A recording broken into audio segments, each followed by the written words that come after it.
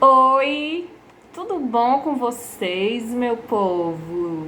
Então, estamos aqui para mais uma aula de língua portuguesa. Então, como tá gravando na câmera frontal, não vai dar para pegar o que eu escrevi ali na lousa, mas basicamente é o que a gente vai fazer hoje. Vocês vão entender o que a gente vai fazer.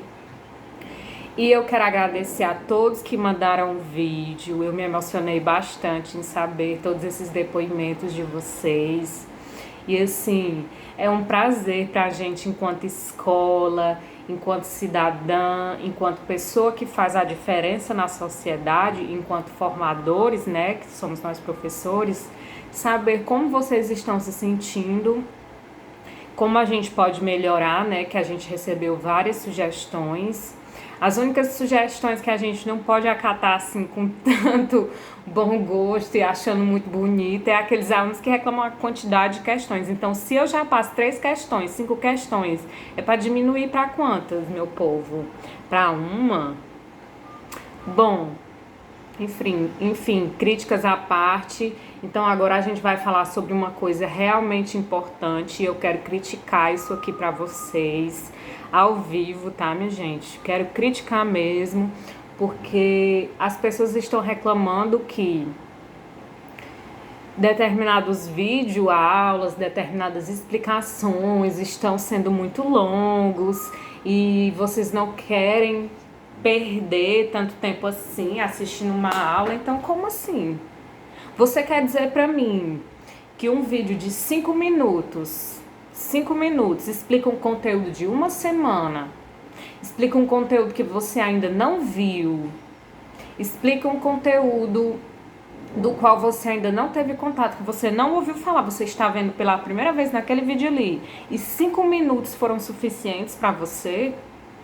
Aí você vai me dizer aí, inconscientemente, mentalmente, vai dizer assim: ah, pra mim foi, porque eu não tô nem aí. Então quer dizer que você falaria de você, da sua vida, seria representada em menos de 30 segundos, em menos de 1 minuto? Que o conhecimento ele se reduz a apenas aquele tempo que você passou para assistir um vídeo? Então eu quero deixar bem clara a minha crítica. Então, enquanto aluno, enquanto estudante, enquanto pessoa, a gente tem o dever e a gente tem por obrigação, por nós, não pelo professor, não pelo diretor, pela diretora, pelo coordenador, pela coordenadora, não por ninguém, é por você que você está estudando, certo? É porque você quer algo mais, você quer sair do seu lugar que você está aqui para ir para cá. Então, se você quer chegar aqui, você vai ter que passar por todo esse processo aqui, você vai ter que andar este caminho, e neste caminho ele só pode ser trilhado através da educação, através do conhecimento, certo? Então, deixemos dessa imaturidade de dizer que você não tem condição de assistir 10, 20 minutos, meia hora, o que seja 1 hora de vídeo, de aula. É uma aula, meu filho. Você passaria 4 horas na escola. Então quer dizer que você não pode dedicar 1 hora do seu dia, 2, 3 ou propriamente as 4 horas para assistir às suas aulas do dia? Né? Complicado. E aí você quer voltar para a escola. Ah, é só sério se eu voltar para a escola. Complicado, né? Então, outra crítica que eu tenho para fazer, eu quero contar uma breve história, bem breve mesmo. Então, antigamente, quando não havia ainda a disseminação dos livros, a disseminação do conhecimento, as pessoas escreviam os livros à mão, né? Como todo mundo sabe, havia os manuscritos. E aí, isso estou falando de século III, século IV. Lá as pessoas escreviam os livros à mão e as pessoas que tinham contato a esses livros eram pessoas exclusivíssimas, então eram pouquíssimas pessoas que tinham acesso. E aquelas que tinham acesso tinham que decorar o livro que liam, porque um exemplar escrito lá por esse povo, um exemplar daquele dali tinha que ser lido por todos os monges, por todos os padres, por todos os freis que tinham lá, né? E todo mundo queria ler, óbvio. Então, eles liam aquelas páginas e decoravam. Imagine só, você decorar um livro inteiro. E aí, além de decorar o que eles liam, eles também tinham que decorar o que eles escreviam. Então, lá no século IV, haviam pessoas que conseguiam falar por 6 horas, minha gente, 6 horas, recitar um livro que tinha lido, que tinha decorado, né, digamos assim, ele conseguia recitar por 6 horas, sem nenhuma opinião dele. Ele falava ipsis literis, exatamente o que ele tinha lido, ali ele recitava. Então, vocês imaginem a memória desse pessoal. Então, a memória antigamente, ela era muito trabalhada. Então, Liv, você tirou isso da onde? Eu vi no livro de, eu acho que é a Memória, eu acho o nome do livro. É uma coisa assim que eu vi. E aí, então, antigamente o pessoal trabalhava memória, né? Não tinha livros suficientes para todo mundo, não tinha ninguém para explicar ali para ele aquilo ali que ele estava lendo. Então, ele tinha que aprender por si só. Ele decorava aquele negócio todo ali. E aí hoje a gente tem a disseminação de livro. Todo mundo tem livro, todo mundo tem acesso a livro, todo mundo tem acesso ao conhecimento, todo mundo tem tudo nas mãos, né? Você tem aí a oportunidade de estudar, que antigamente nem era possível. E aí você reclama porque você não quer ver um vídeo de 20 minutos, meu amigo, meu amiguinho. Então, essa crítica eu quero deixar aqui pra vocês, porque eu acho isso assim uma infantilidade, uma falta de perspectiva, uma falta de objetivo na vida tamanha, certo? Então, hoje a gente vai falar de leitura, um assunto extremamente importante na escola, porque salve aqueles que gostam de ler, que são minimamente, né, na sala a gente percebe que pouquíssimas pessoas querem ler, pouquíssimas pessoas gostam de ler, não por obrigação, mas eu vou ler porque eu sei que é importante para mim ler aquilo dali, né? E aí a gente sabe dessa dificuldade, né? Então eu vou mandar uma dica que é uma dica que vocês vão levar para a vida de vocês. Então, esqueçam que o texto, que aquela história que a gente está lendo é palavra, somente palavra, é palavra morta. Não. A gente tem que dar vida aos personagens, a gente tem que pensar que aquilo dali é uma história possível de ser vivida. Então, foi uma pessoa de carne e osso quem escreveu, né? Não foi um espírito, não foi alguma coisa assim dissociada do mundo. Então, foi alguém de carne e osso que escreveu aquilo dali para que você pense sobre determinada coisa, né? E aí, o que que acontece? Muitas vezes a gente não entende o que a gente está lendo, não é porque a gente não saiba verbalizar a palavra, não é porque a gente não saiba falar a palavra, é porque a gente não deu vida àquele personagem. A gente não viu ele como se fosse uma pessoa, né? A gente não viu a história passando na nossa cabeça. É isso que acontece. Então, por que uma cena de filme fica mais gravada do que um trecho lido de um livro? Porque a cena do filme você viu e a cena do livro você não enxergou, você apenas leu, né? Como se fossem somente palavras. Então, a dica é: aprenda a ler enxergando, né, vendo na sua cabeça a história que está sendo passada naquilo que você está lendo, certo? Então, hoje a gente vai falar sobre um autor muito especial, que é o Antônio Torres. Ele escreveu diversas obras aqui no Brasil. Então, por que eu estou falando do autor? Porque na literatura, na perspectiva da literatura, a gente vai ver que o autor influencia muito, a vida do autor influencia muito na obra, né? Aquilo que ele quer retratar influencia muito sobre o que ele viveu, né?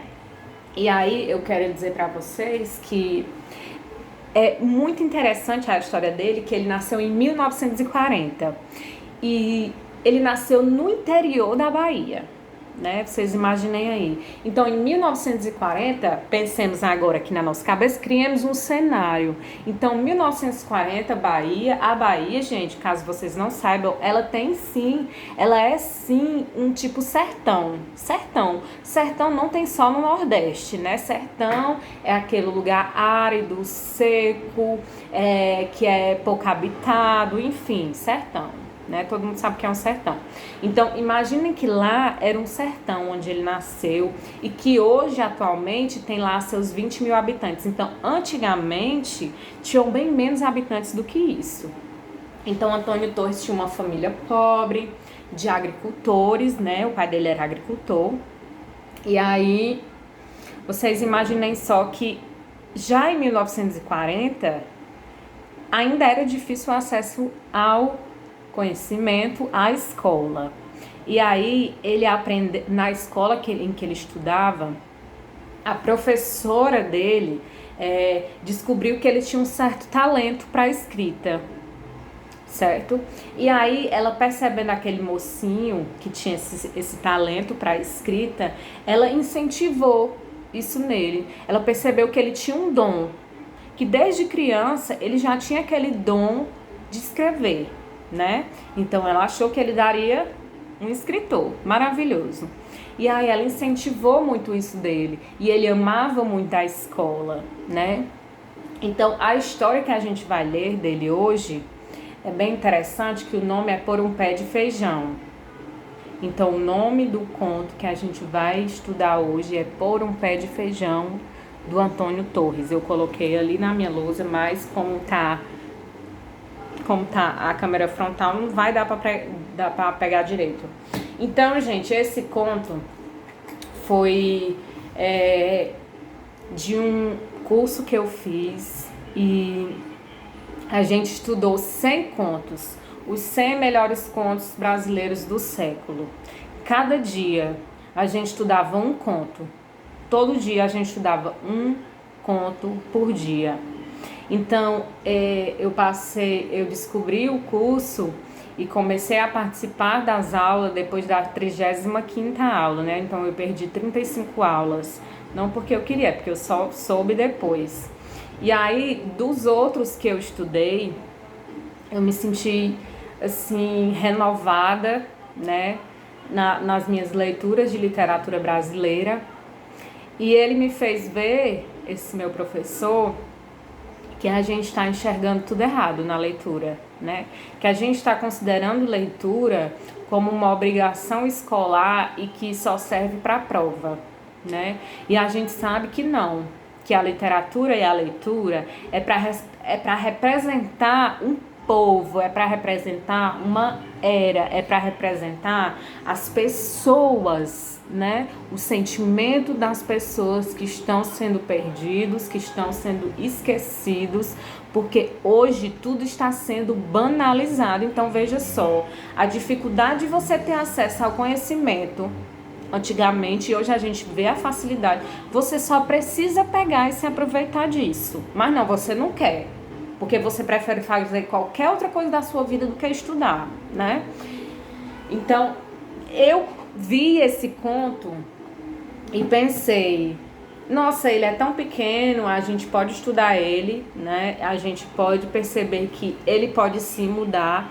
E sabendo que eu vim de uma família de agricultores e existem muitas famílias ainda hoje na nossa cidade, né, no nosso estado, que vive disso, e a gente presencia isso.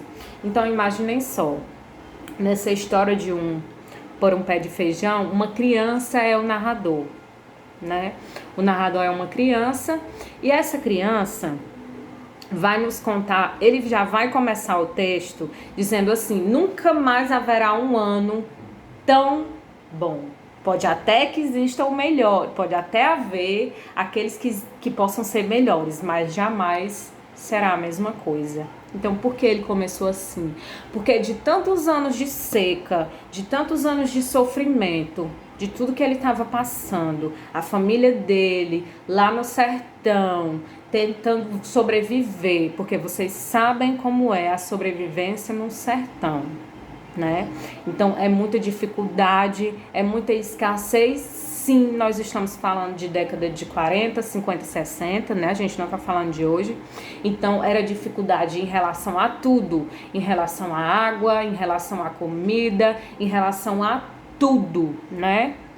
E aí a gente pode perceber que ele começa o texto dizendo que maravilha, né? Que maravilha esse ano que começou lindo. A terrinha deles, que era feia, cheia de buracos, que era cheia de pedregulho.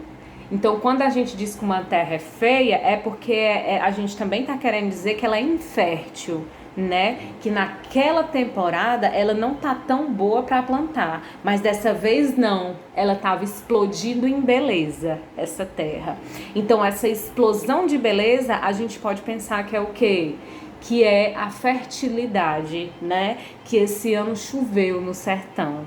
E dessa chuva a gente podia perceber o quê? O verde, né? E aí ele, muito alegre, dá aquela sensação de que dessa vez sim, a nossa terrinha feia tá bonita, ela tá verde. E de toda essa sensação de maravilha com a terra, ele até esquece da escola, que era a coisa que ele mais gostava, esse menino. Ele diz que esqueceu totalmente da escola, da coisa que ele mais gostava. E que todos daquela casa, daquela família, esqueceu de tudo para voltar ao gosto de trabalhar, né? Então todos estavam muito felizes e acordavam antes do sol nascer. E quando eles acordavam antes do sol nascer, eles já acordavam cantando como passarinhos. Porque dessa vez a terra estava fértil, a terra estava para plantar, a gente ia ter uma boa colheita. E aí ele cita também, o mundo era verde. Que mais poderíamos desejar? Então lá no sertão, vida difícil, esse ano começa diferente, tudo verde. O que mais a gente podia desejar? Ele, a família dele, o pai dele, a mãe dele, os irmãos dele, todo mundo feliz. Que dessa vez a terra tinha vingado, que dessa vez ia nascer o tão esperado feijão. E aí começam os rumores. Será que vai ser 30 sacos? 30 sacos?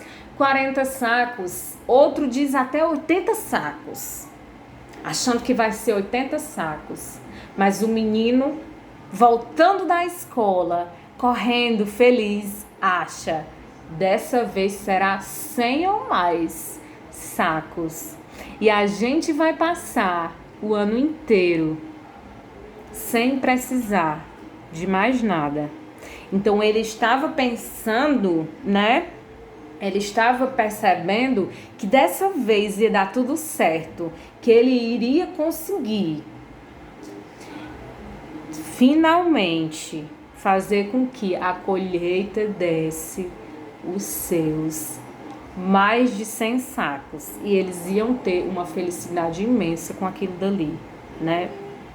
E aí, o que acontece? Finalmente, e aí acontece uma coisa muito triste com eles, eu vou abrir aqui para ler para vocês.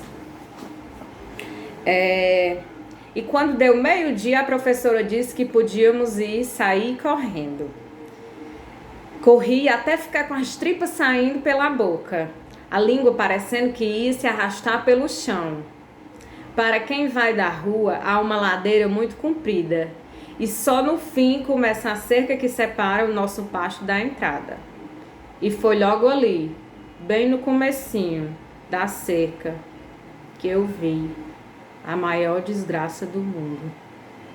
O feijão havia desaparecido. Em lugar, o que havia era uma nuvem preta, subindo do chão para o céu, como um arroto de Satanás na cara de Deus. Dentro da fumaça, uma língua de fogo devorava todo o nosso feijão. Durante uma eternidade, só se falou nisso. que Deus põe e o diabo dispõe. Então agora vocês imaginem toda aquela felicidade, toda aquela trabalheira, todos os dias acordando cedo, pra nada. Todo um ano perdido. Pela inveja, pela maldade do ser humano, né? Aquela família que estava feliz, achando que ia ter um dinheiro a mais, achando que ia passar o ano bem, achando que tudo ia dar certo. Naquele ano sim ia dar certo. Vem uma pessoa e queima todo aquele feijão. E aí ele diz, parecia um arroto de Satanás na cara de Deus. Então, olha só que forte a expressão, né? Então, vejam o quanto o ser humano pode ser ruim. Isso está sendo retratado num texto. Então, a gente não pode considerar isso palavra morta. Isso é a vida. Isso é o que a gente vive. É realidade. Certo? Então, isso a literatura retrata. E aí, voltando. O menino se pergunta: quem será que foi o desgraçado que fez uma coisa dessa? Que infeliz pode ter sido? Então, todos se questionam. O pai levanta o chapéu, coça a cabeça. Todos começam a se entreolhar, querendo conversar. Conversando consigo mesmo, se perguntando quem terá sido que fez isso? Quem terá sido a pessoa sem coração, né? Que pôde fazer uma coisa dessa? E a mãe, coitada, falando, tentando buscar uma explicação, falando. Era melhor que ela calasse a boca. E o pai por ali, pensativo, calado. E de repente, ele fala: ainda temos um feijãozinho de corda no quintal das bananeiras, não temos? Ainda temos o quintal das bananeiras, não temos? Ainda temos o milho para quebrar, espalhar, bater e encher o paiol, não temos? Como diz, Deus tira os anéis, mas deixa os dedos. E disse mais: agora não se pensa mais nisso, não se fala mais nisso. Acabou. Acabou. Segue em frente. Nós ainda temos aquele milho para bater, a gente ainda tem aquele milho para tirar, a gente ainda tem o quintal das bananeiras, a gente ainda tem como recomeçar. Ano que vem tem mais. Ano que vem vai ter mais chuva. Ano que vem vai ter plantio de novo. Então a gente pode tomar esse texto para a nossa vida. Nós que cearenses somos, que brasileiros somos, nós somos fortes. E nesse momento de sofrimento que estamos passando diante de tudo, que nós sejamos fortes. Que nós tenhamos, sim, a força de continuar. Tá bom? Nesse momento difícil de estudo, eu quero dizer uma frase para vocês, que eu vou perguntar essa frase numa questão, tá, minha gente? Porque eu quero saber quem assistiu meu vídeo até aqui, minha aula até aqui, que é: crie vergonha na cara e vai estudar, certo? Ninguém pode fazer isso por você, é você quem vai fazer, tá? É você, mais ninguém que pode fazer isso por você. Então, pra gente sair de qualquer situação ruim, pior que ela seja, hoje a gente precisa se ajudar e pensar que só através da nossa escola, do nosso estudo e do nosso esforço é que a gente vai conseguir, tá? Então é com esse texto lindo que nós vimos hoje, é com essa alegria imensa de poder estar repassando com todo o amor, com todo o meu amor para vocês, esse conto maravilhoso, Por um Pé de Feijão, do Antônio Torres. E eu espero que eu tenha explicado para vocês a ideia do texto e respondam as questões, tá? E retornem para mim as respostas de vocês que eu vou estar esperando. Ansiosíssima, porque eu vou dar o parecer de vocês, viu, minha gente? Preste atenção.